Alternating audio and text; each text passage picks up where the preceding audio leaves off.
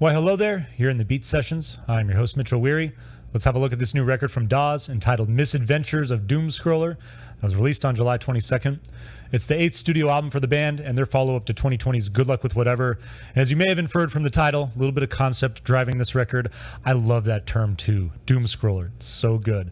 And frontman Taylor Goldsmith, he doesn't want you to be a Doomscroller. He wants you to get off your device, get off of social media, stop living vicariously through other people's vapid social media posts, and go experience life for yourself. Go outside, go on a hike, go on an adventure, go to the record store, buy a new album. Call a friend you haven't spoken to in a while. Maybe even go out and have a beer with that friend. Just go do something. Go live life the way that it was meant to be lived, because we just really haven't had as many opportunities as we would have all liked in the last couple of years, and life is short. Got to take advantage of it. I love the message of this record, and I love that so many of you turned me on to this record. Dawes is a band that I'd heard of, but I will admit I have never actually taken the time to listen to them. And so there were so many of you on the channel that encouraged me to take the plunge and to check out this record.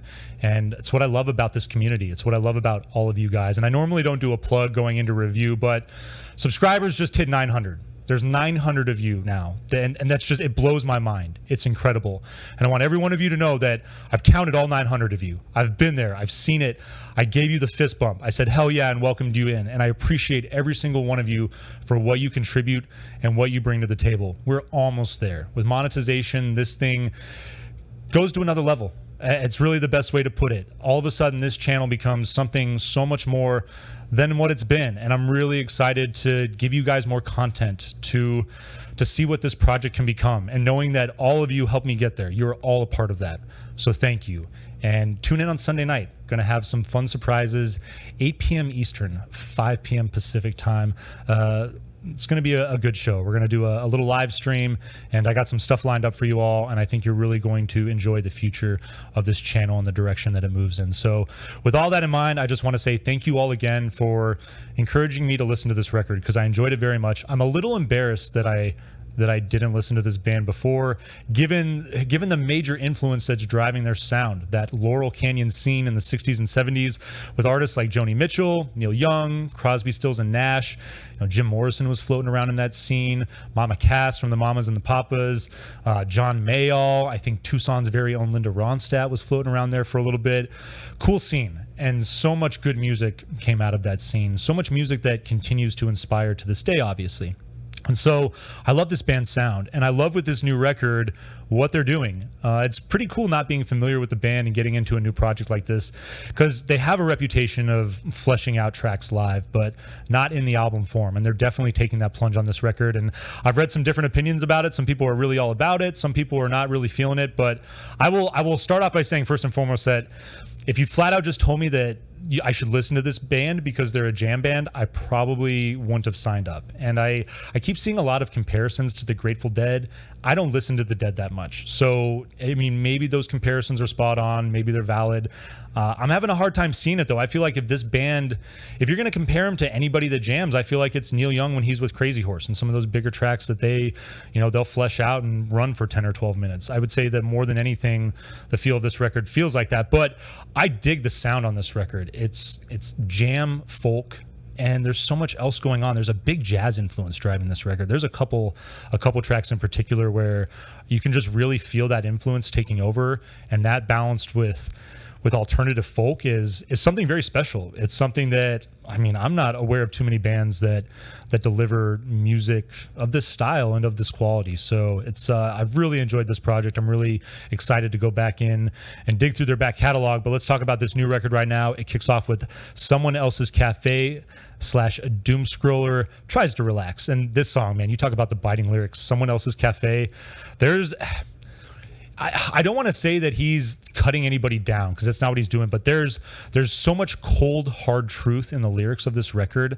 It's the type of stuff that I think people need to listen to, not to put them down, but to be reminded that they're capable of more, and that, life it's a tough thing to navigate, and no one's going to come by and just pick you up when you're sitting there feeling sorry for yourself. You have to show some initiative yourself and take life by the reins to a certain degree. So I love Taylor's songwriting style on this thing. I love the way that, he's approaching all of us very earnestly. This isn't a one-sided affair. I mean, he's giving a very valid criticism of society as a whole, and I love it. I think it's very constructive, I think, is the word that I was looking to get at, and I dig that about the lyrics. Certainly critical, but constructive, and that's I think that's the kind of stuff that people need to hear more often than not. A little bit of edge, a little bit of kindness. Comes in Waves is your second song. Really love this track. I love the way that it just starts right into this mellow galloping groove.